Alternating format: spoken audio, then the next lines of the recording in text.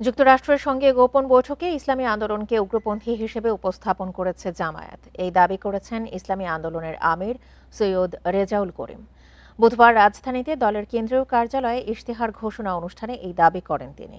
সৈয়দ রেজাউল করিম বলেন, যাদের মাঝে ইসলাম ও সৌহার্দ্য নেই তাদের সাথে থাকলে জাতি ধোঁকায় পড়বে। তাই নীতিগত অবস্থান থেকেই জামায়াত জোট থেকে বেরিয়ে এসেছে ইসলামী আন্দোলন। এ সময় রাষ্ট্র পরিচালনায় শরিয়া ব্যবস্থাকে প্রাধান্য, সর্বজনীন কর্মসংস্থান, কর্মমুখী ও বিজ্ঞান ভিত্তিক শিক্ষা ব্যবস্থা সহ ৩০টি মৌলিক ইশতেহারের ঘোষণা করে ইসলামী আন্দোলন বাংলাদেশ।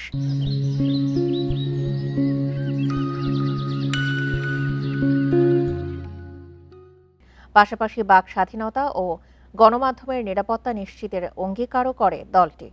দেশের স্থায়ী শান্তি ও মানবতার সার্বিক মুক্তির লক্ষ্যে রাজনীতিতে গুণগত পরিবর্তন, দুর্নীতি, দুঃশাসন, সন্ত্রাস, চাঁদাবাজি, দখলবাজি, মাদক মুক্ত কল্যাণ রাষ্ট্র প্রতিষ্ঠা, সাম্য, মানবিক মর্যাদা, সুশাসন ও ন্যায় বিচার প্রতিষ্ঠা।